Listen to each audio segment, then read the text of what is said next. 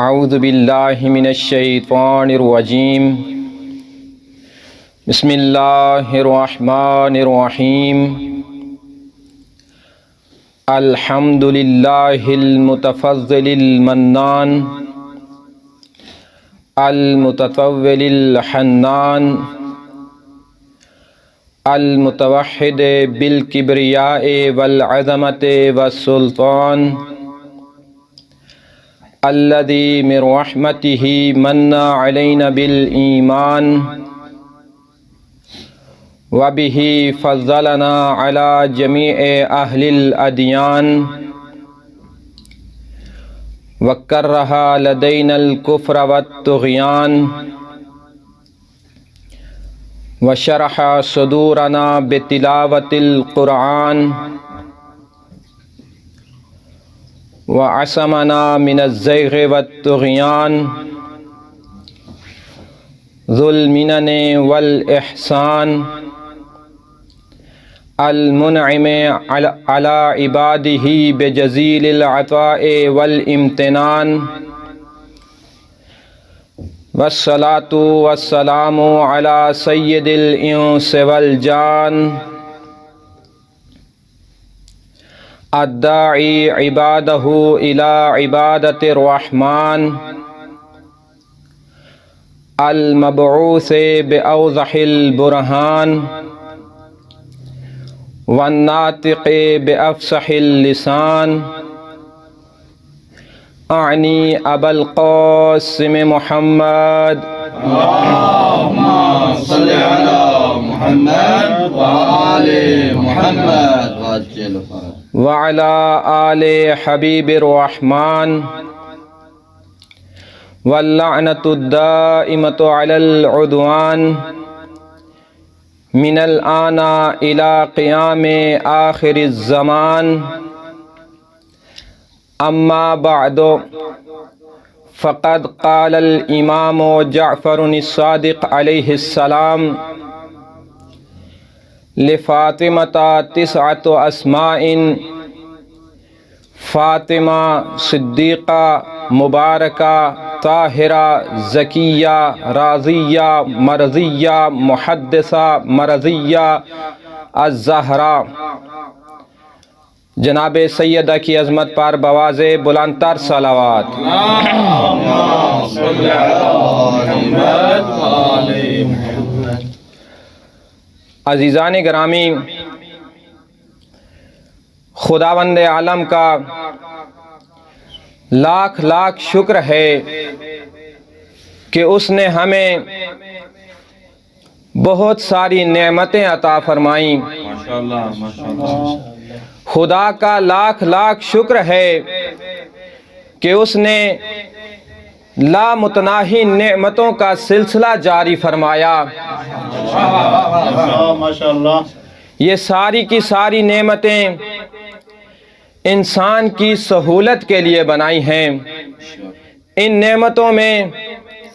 انسان کے لیے بہت سے فوائد موجود ہیں۔ ہم جتنا بھی خدا کا شکر ادا کریں یہ بہت کم ہے۔ ماشاءاللہ۔ اس لیے امام علیہ السلام فرماتے ہیں کہ اے خدایا، اگر میں تیری ہر نعمت پر شکر بھی ادا کروں تو اس شکر پر ایک اور شکر لازم آ جاتا ہے کہ تو نے مجھے اس شکر کرنے کی قوت و طاقت عطا فرمائی ہے۔ عزیزان گرامی، خدا کی نعمات میں سے اگر ایک نعمت کلام کو دیکھا جائے، اس بولنے کی قوت کو دیکھا جائے تو یہ کس قدر عظیم قوت ہے، یہ کس قدر عظیم نعمت ہے۔ اگر فرض کے طور پر خدا نے ہمیں کلام جیسی نعمت عطا نہ کی ہوتی تو ہمیں اپنا مطلوب سمجھانے میں، اپنا مقصود سمجھانے میں بہت مشکل پیش آتی۔ یا تو اپنا مقصود سمجھانے میں ہمیں محال سے گزرنا پڑتا، یا انتہائی مرحلہ مشکل ترین سے گزرنا پڑتا۔ مثال کے طور پر جب ہم کبھی کسی دوسرے ملک میں جاتے اور ہم ان لوگوں کو اپنے ملک کے حالات بتانا چاہتے،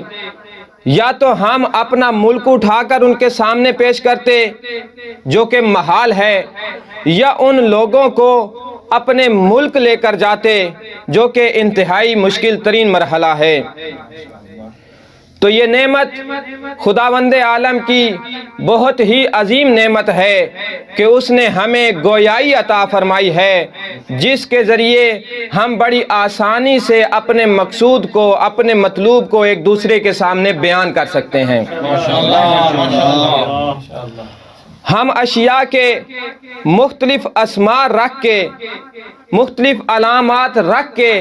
ان کی معرفت کرا سکتے ہیں۔ مثال کے طور پر اگر کسی کے ہاں کوئی مولود پیدا ہوتا ہے تو اس کا ایک پیارا سا نام رکھ دیا جاتا ہے۔ ابھی نام رکھنا یہ ایک علامت ہوتی ہے، اس سے اس انسان کی معرفت ہوتی ہے کہ یہ مولود فلاں ہے اور فلاں کا بیٹا ہے۔ تو اسی طرح اگر کسی کے ہاں کوئی مولود پیدا ہو اور اس کا نام فضل رکھ دیا جائے اور یہ مولود بڑا ہو کر ایک فضول انسان بن جائے، اس میں فضل نامی کوئی شے موجود نہ ہو، تو ہم نام رکھنے والے کو یہ نہیں کہہ سکتے کہ ارے بھائی آپ نے تو اس کا نام فضل رکھا تھا، اس میں فضل نامی کوئی شے موجود ہی نہیں ہے۔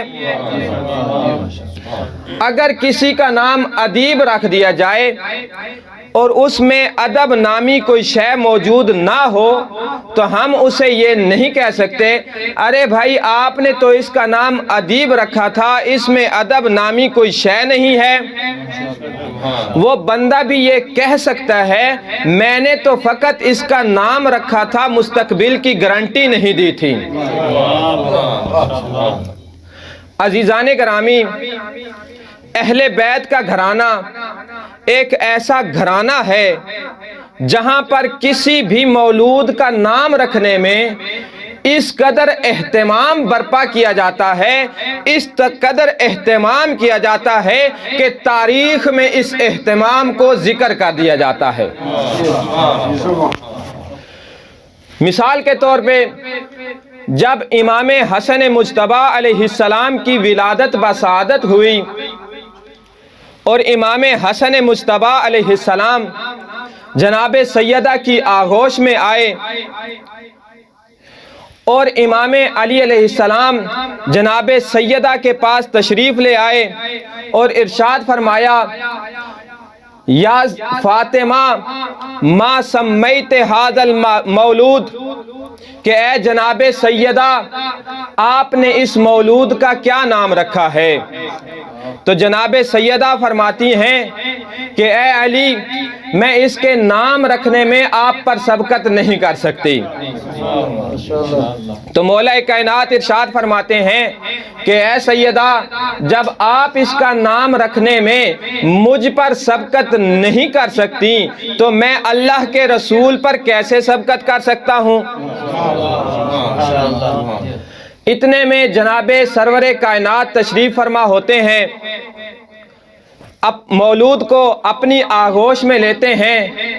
اور مولا علی علیہ السلام سے مخاطب ہو کر فرماتے ہیں یا علی ما سمیت ھذا المولود، اے علی آپ نے اس مولود کا کیا نام رکھا ہے؟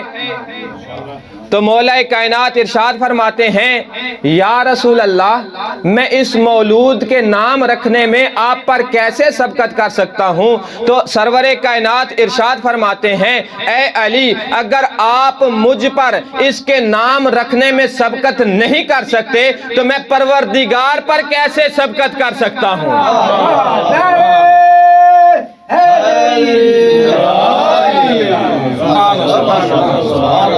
ابھی یہی گفتگو ہو ہی رہی تھی کہ جناب جبرائیل علیہ السلام تشریف فرما ہوئے اور سرور کائنات پر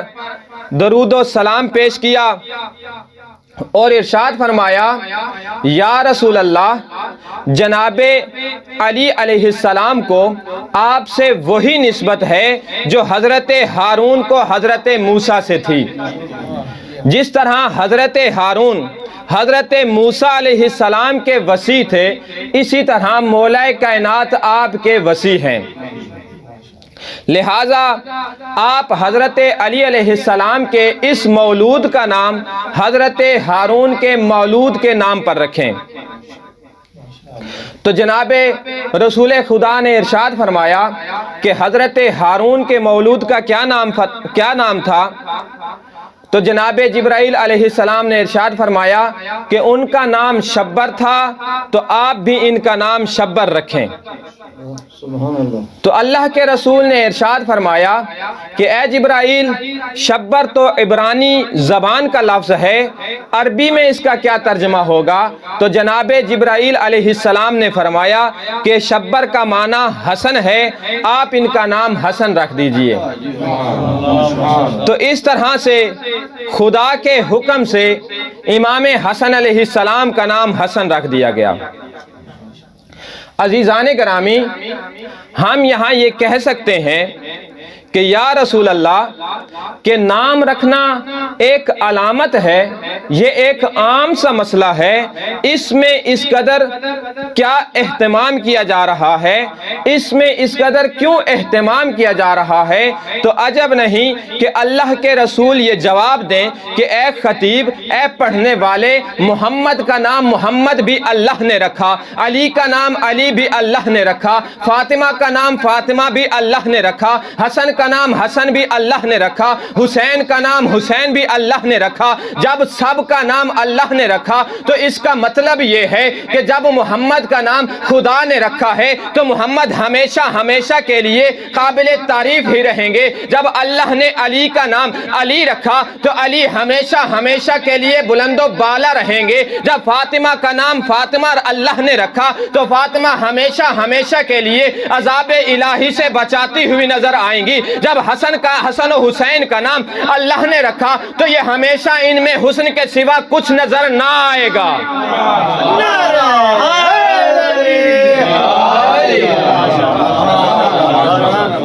تو عزیزان گرامی،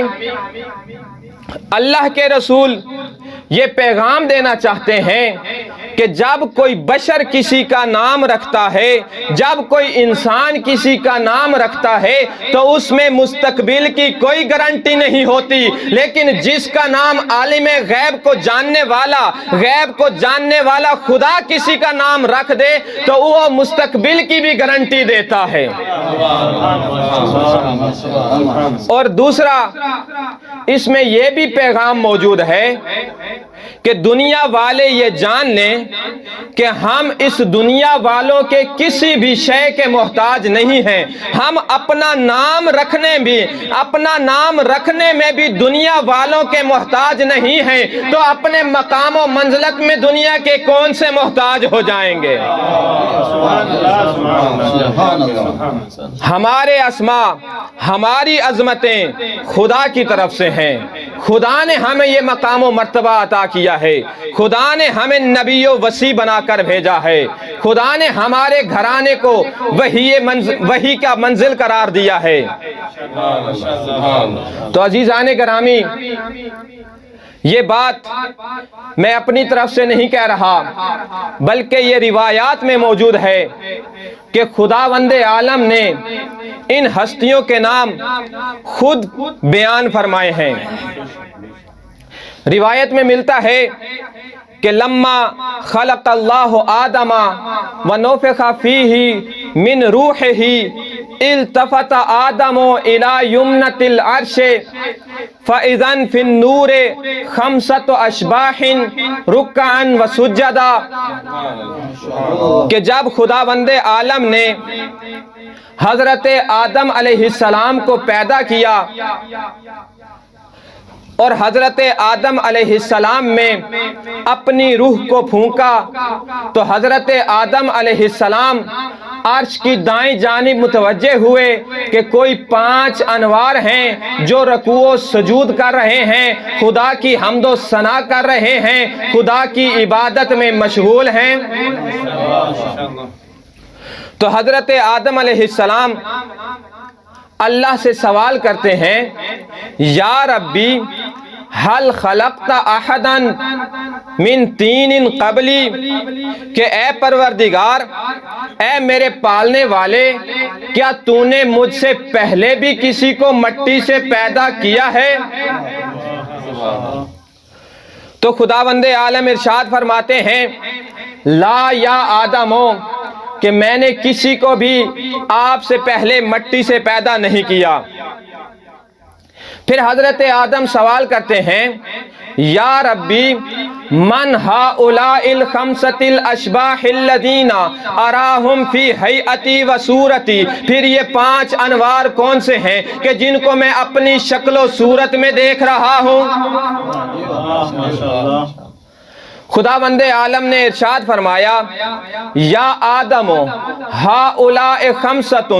من ولدک لولاہم لما خلقتک، اے حضرت آدم، یہ پانچ ہستیاں آپ کی اولاد سے ہوں گی، اگر یہ 5 نہ ہوتے میں یہ زمین و آسمان کو خلق نہ کرتا، میں عرش و کرسی کو خلق نہ کرتا، میں جنت و جہنم کو خلق نہ کرتا، میں لوح و قلم کو خلق نہ کرتا، میں ان فرشتوں کو خلق نہ کرتا، میں ان دریاؤں کی موجوں کو خلق نہ کرتا، ان موجوں میں کشتیوں کو نہ چلاتا۔ اے آدم، اگر میں نے یہ سب کچھ کیا ہے تو ان 5 کی محبت میں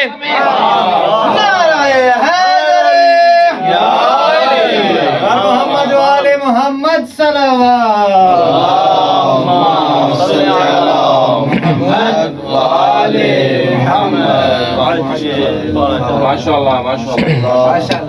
خداوند عالم ارشاد فرماتے ہیں،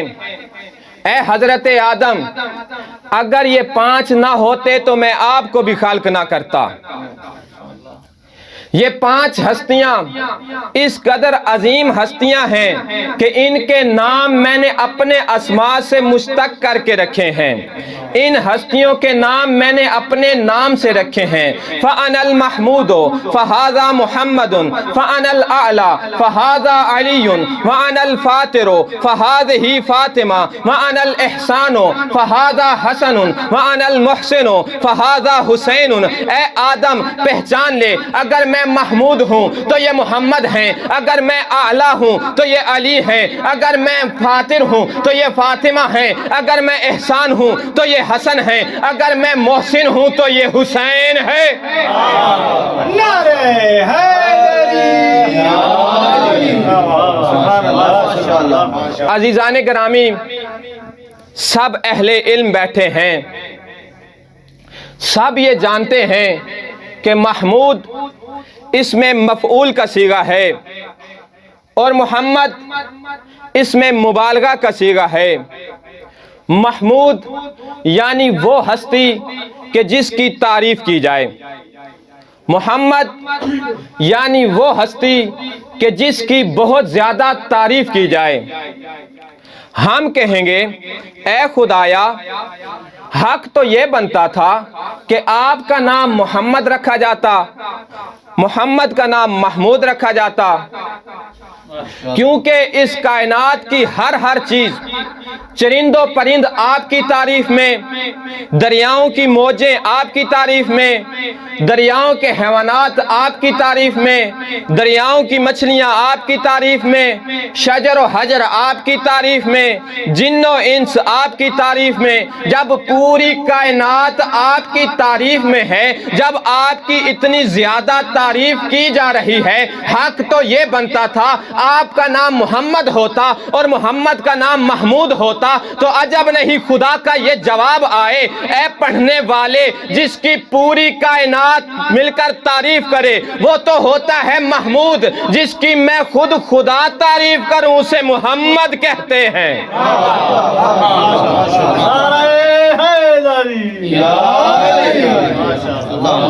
تو عزیزان گرامی، خداوند عالم نے ہی ان ہستیوں کے نام خود اپنے نام سے رکھے ہیں، خود اپنی مرضی سے رکھے ہیں اور اپنے اسماء سے مشتق کر کے رکھے ہیں۔ امام جعفر صادق علیہ السلام فرماتے ہیں کہ خداوند عالم نے جناب سیدہ کا نام فاطمۃ الزہرا خود اپنے نام سے مشتق کر کے رکھا ہے۔ تو کسی نے سوال کیا کہ جناب سیدہ کا نام فاطمہ کیوں رکھا گیا؟ تو امام علیہ السلام جواب فرماتے ہیں کہ جناب فاطمہ کا نام اس وجہ سے فاطمہ رکھا ہے کہ بروز قیامت جناب سیدہ اپنے محبین کو، اپنے شیعوں کو عذاب الہی سے بچا لیں گی۔ سرور کائنات ارشاد فرماتے ہیں کہ جب محشر کا میدان سجایا جائے گا، تمام انبیاء و رسل کو بلایا جائے گا، تو ان تمام انبیاء کے لیے نور سے ممبر سجائے جائیں گے، اور میرا ممبر ان سب ممبروں سے بلند ترین ہوگا۔ جب سب انبیاء ان نور کے ممبروں پر بیٹھ جائیں گے تو خداوند عالم مجھ سے مخاطب ہو کر ارشاد فرمائیں گے، یا محمد اخطب فاخطب، کہ اے محمد آپ خطاب فرمائیں تو میں ایسا خطاب کروں گا، اس طرح کا خطاب ہوگا کہ اس جیسا خطاب نبی و رسل میں سے کسی نے سنا نہیں ہوگا۔ پھر اس کے بعد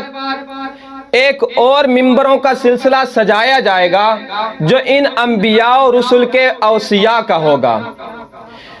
پھر ان ممبروں پر اوصیاء کو بٹھایا جائے گا، اور میرے وسیع علی ابن ابی طالب کا ممبر تمام ممبروں سے بلند ترین ہوگا۔ خداوند عالم مولا کائنات سے مخاطب ہو کر ارشاد فرمائیں گے، یا علی اخطب فیخطب، کہ اے علی آپ خطاب کریں، تو اس وقت مولا کائنات اس قدر خطاب فرمائیں گے، اس قدر عظیم ترین خطاب ہوگا کہ اوصیاء میں سے کسی نے بھی آج تک یہ خطاب نہیں سنا ہوگا۔ پھر اس کے بعد ایک اور نور کے ممبروں کا سلسلہ ہوگا، ان ممبروں پر انبیاء و اوصیاء کی اولاد کو بٹھایا جائے گا، انبیاء کی اولادوں کو بٹھایا جائے گا۔ تو جناب حسن و حسین جو میری اولاد ہیں، ان کے ممبر ان تمام ممبروں سے بلند ترین ہوں گے۔ خداوند عالم ان سے بھی یہی خطاب فرمائیں گے، یا حسن و حسین اخطبا فیخطبان، کہ اے حسن و حسین آپ خطاب کریں۔ وہ اس قدر عظیم ترین خطاب کریں گے کہ آج تک اس طرح کا خطاب کسی نے نہیں سنا ہوگا۔ جب یہ سارے ممبر سجا دیے جائیں گے، جب ہر طرح کی عظمتیں بیان کر دی جائیں گی، تو اس وقت ایک منادی ندا دے گا، اینا فاطمہ تو بنت محمد، صلی علی محمد وآل محمد، کہ جناب سیدہ کہاں ہیں؟ تو اس وقت جناب سیدہ ایک مزین ترین اونٹنی پر سوار ہو کر محشر کے میدان میں تشریف لا رہی ہوں گی۔ تو خداوند عالم پورے محشر کی طرف متوجہ ہو کر ارشاد فرمائیں گے کہ اے لوگو، غضو رؤوسکم غضو ابصارکم تأتؤ رؤوسکم، کہ اے لوگو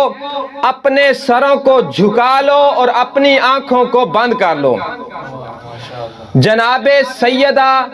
میدان محشر کی طرف آ رہی ہیں اور جنت تشریف لے کے جا رہی ہیں۔ جب جناب سیدہ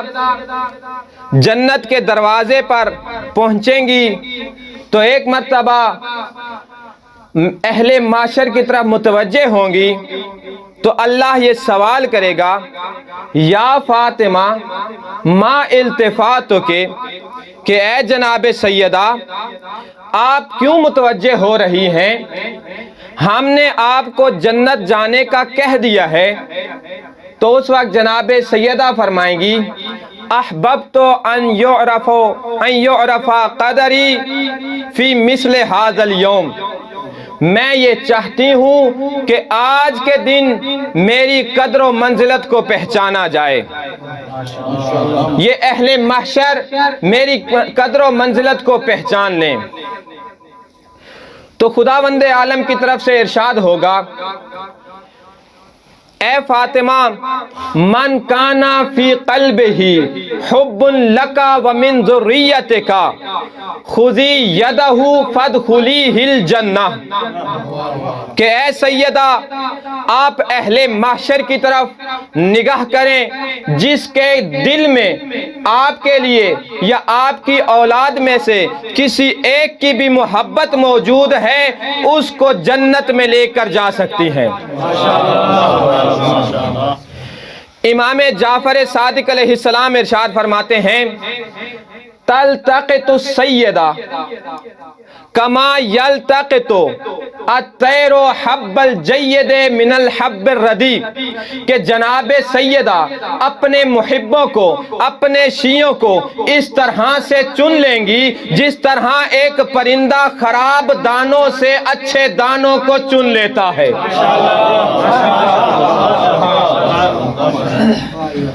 جب یہ سب کے سب لوگ جنت کے دروازے پر موجود ہوں گے تو پھر یہ لوگ اہل معاشر کی طرف متوجہ ہوں گے، تو خداوند عالم کی طرف سے یہ سوال ہوگا ما التفاتکم، کہ اے محبان سیدہ، اے شیعان سیدہ، آپ لوگ کیوں متوجہ ہو رہے ہیں، آپ کی کیا خواہش ہے؟ تو اس وقت یہ لوگ ارشاد فرمائیں گے یا ربی احببنا ان یعرف قدرنا فی مثل ھذا اليوم، کہ آج کے دن ہم یہ چاہتے ہیں کہ ہماری قدر و منزلت کی معرفت کرائی جائے۔ تو اس وقت خداوند عالم ان لوگوں سے مخاطب ہو کر ارشاد فرمائیں گے انظروا من شرب شربتا من الماء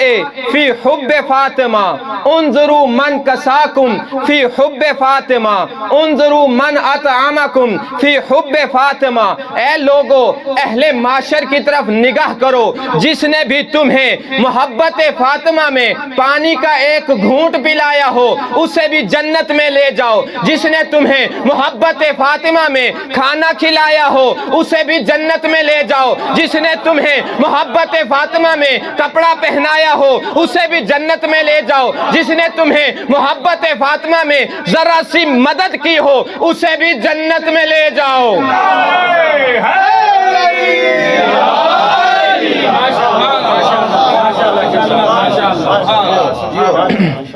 تو عزیزان گرامی، یہ عظمت ہے، یہ مرتبہ ہے جناب سیدہ کا،